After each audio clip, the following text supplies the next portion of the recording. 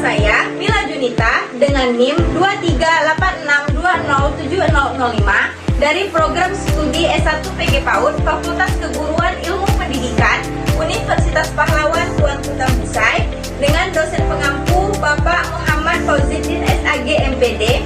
Baik, saya akan menjelaskan materi dari perancangan alat permainan edukatif APE sebagai bagian dari implementasi kurikulum PAUD.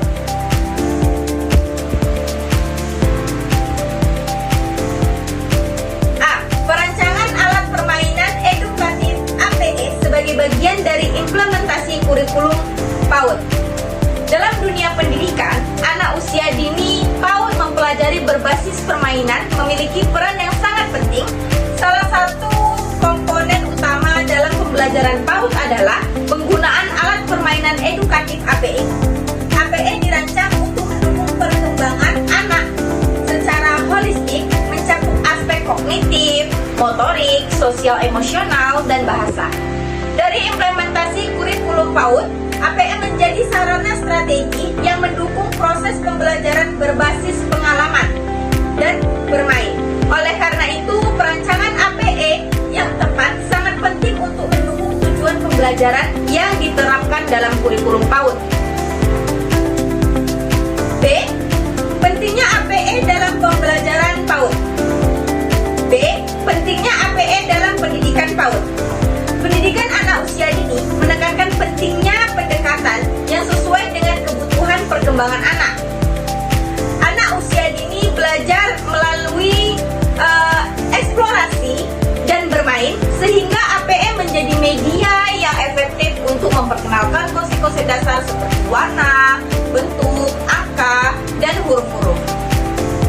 Selain itu, APE juga membantu anak mengembangkan keterampilan motorik halus dan kasar, serta membangun kemampuan sosial melalui integrasi dengan teman sebayanya.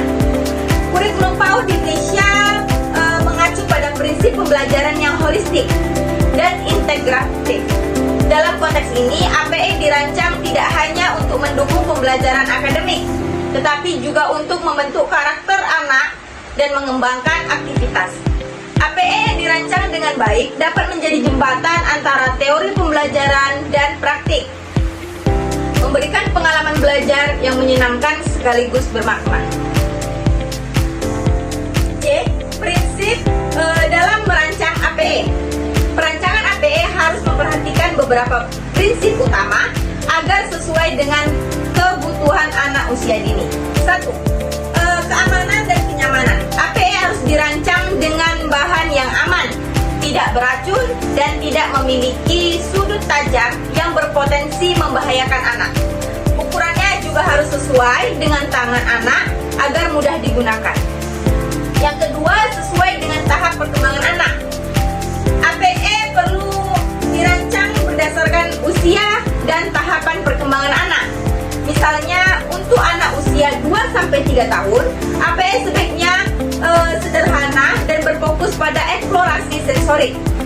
Sementara itu, untuk anak usia 4-6 tahun, APE dapat melibatkan konsep yang lebih kompleks seperti pengelompokan atau penghitungan.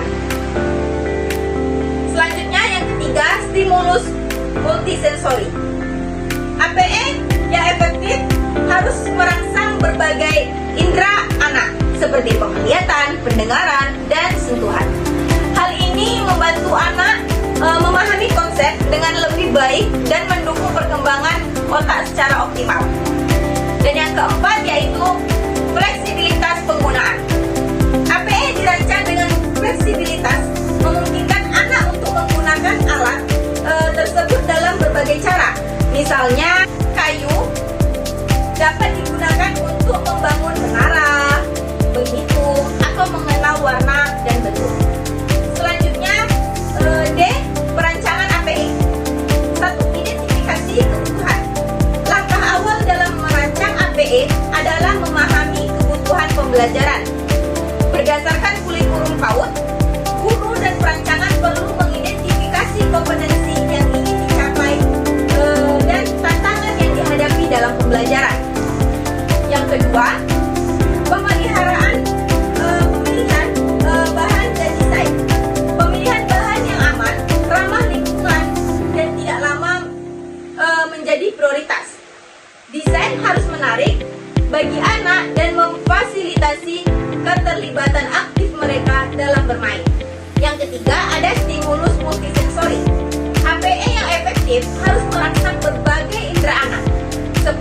penglihatan, pendengaran, dan sentuhan.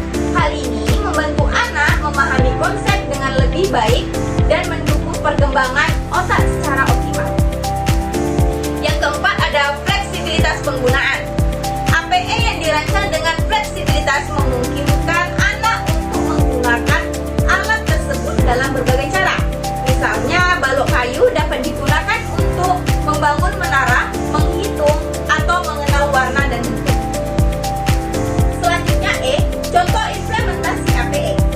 Salah satu contoh APE yang dapat mendukung implementasi kurikulum PAUD adalah papan kreatif magnetik.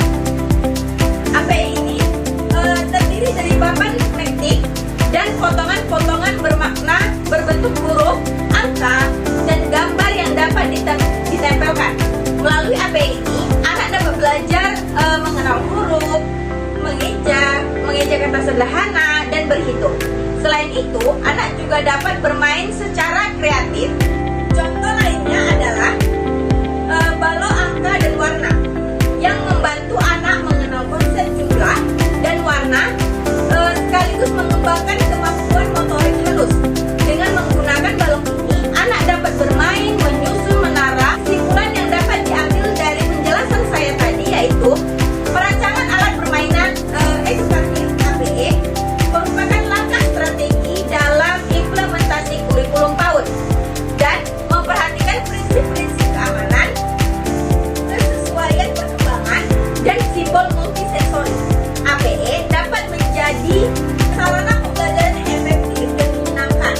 Selain itu, proses perancangan yang terintegrasi dengan kurikulum memastikan bahwa APE mendukung pencapaian kompetensi yang diharapkan. Melalui APE, anak-anak tidak hanya sekedar belajar berbagi konsep dasar, tetapi juga mengembangkan keterampilan dan karakter yang akan menjadi dasar bagi pendidikan mereka di masa depan. Baik, sekian penjelasan dari saya. Saya akhiri. Assalamualaikum warahmatullahi wabarakatuh.